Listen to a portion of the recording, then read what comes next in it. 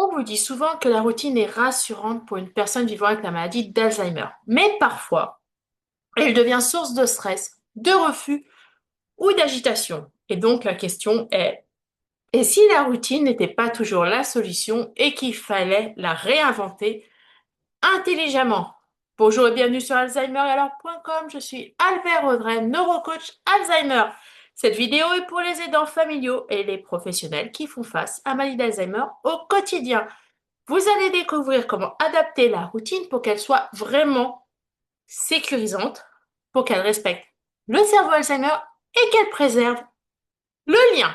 Donc, dans les 7 prochaines minutes, vous allez apprendre quand la routine devient contre-productive, ce que les neurosciences nous enseignent sur le cerveau Alzheimer et la répétition, comment appliquer un pilier d'égalité entre l'aidant et l'aider dans les routines quotidiennes et comment créer des moments structurés et apaisants. Je vous donnerai 3 solutions imbattables qui fonctionnent à tous les coups parce qu'avec la méthode lien, on force pas la routine, on l'adapte au rythme et aux besoins. Alors c'est parti pour les neurosciences. Qu'est-ce qui se passe dans un cerveau Alzheimer quand on parle de routine et quelles sont les limites? Alors il faut savoir déjà que le cerveau Alzheimer, il perçoit la routine comme sécurisante, bien sûr, mais uniquement, je dis bien uniquement, c'est très important, si elle est prévisible et adaptée. Donc ça veut dire qu'il faut que vous pensiez à la fenêtre de disponibilité de la personne que vous accompagnez. Et si vous ne savez pas ce que c'est, je vous offre 3 formations totalement gratuites sur la communauté lien. Le lien est dans la description sous la vidéo. Il faut savoir aussi qu'un cerveau Alzheimer, il peut se sentir frustré si la routine, elle est rigide et imposée. Retenez toujours la fameuse phrase, si on m'impose, je m'oppose. Et bien sûr, vous le savez maintenant, si vous suivez cette chaîne, le cerveau Alzheimer est un cerveau émotionnel et donc l'amygdale peut s'activer en cas de pression ou d'incompréhension. Donc, en conclusion, une routine trop stricte ou trop rapide peut provoquer du refus, de l'agitation ou du stress. Mais alors du coup, comment on fait? Eh bien, déjà, au niveau du mauvais réflexe, beaucoup d'aidants accompagnants pensent qu'il faut qu'on respecte exactement l'horaire et l'ordre des activités, ou que la routine elle doit être dirigée et rigide pour qu'elle soit sécurisante. Or, c'est faux. Le résultat que vous aurez en faisant cela, c'est de la tension, du refus et de la frustration de chaque côté.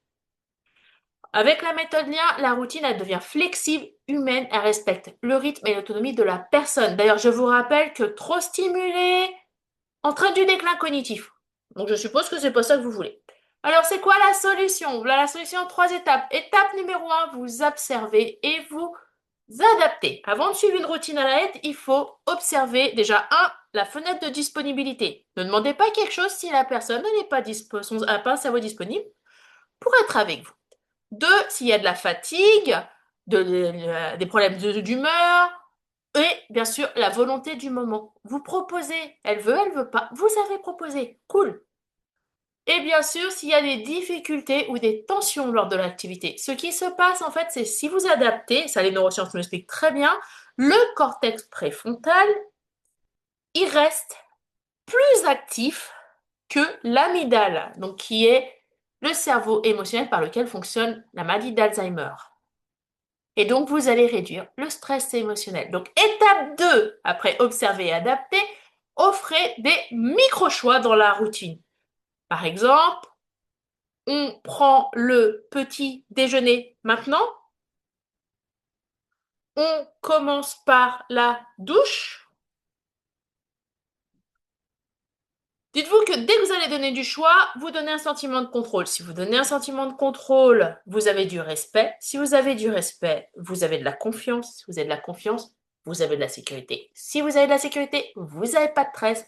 Et du coup, vous avez de la coopération et vous avez, du coup, une routine plus facile. Et donc, un pied d'égalité entre les dents et l'aider. Parce que la personne reste partenaire dans sa journée. Elle n'est pas spectatrice.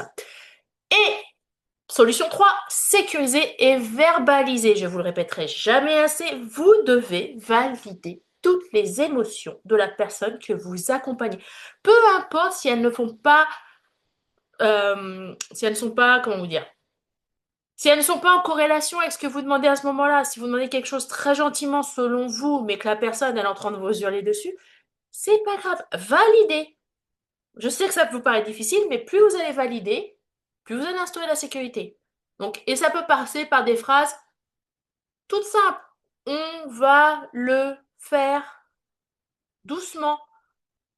Je comprends que tu n'aies pas envie. Plus vous allez rassurer, plus vous allez diminuer la réponse d'alerte du cerveau. Et en fait, comme vous aurez une relation égalitaire, en étant partenaire et non supérieur, vous allez bloquer la boucle neuronale de refus ou de manque d'engagement pour créer une connexion neuronale. Oui, parce qu'un cerveau Alzheimer, il peut apprendre, et jusqu'à un stade même avancé, pour pouvoir avoir de la coopération. Et donc les bénéfices concrets, si vous faites cela comme ça se passe comment? Eh bien, la routine, elle devient vraiment sécurisante et apaisante parce que vous avez parlé à un cerveau disponible, vous avez donné du choix et vous avez juste proposé. Vous aurez moins de refus, moins de stress, plus d'autonomie et un lien aidant-aidé qui se renforcera au fil du temps. Donc, si vous voulez en savoir plus, n'hésitez pas à faire un tour sur la communauté lien. Vous avez 3 formations totalement gratuites sans engagement avec des supports actionnables au quotidien. En conclusion, retenez ceci. Une routine, ce n'est pas toujours sécurisant, surtout si elle est imposée. Et dites-vous que logiquement, la routine, quand vous parlez de stimulation cognitive, c'est 3. Matin, midi, soir. Donc officiellement, il n'y a que 3 activités à faire par jour, pas 200. Donc vous, de votre côté, en tant qu'accompagnant, vous devez vous adapter, vous devez observer, vous devez proposer des choix qui rendent la journée plus sereine pour tous.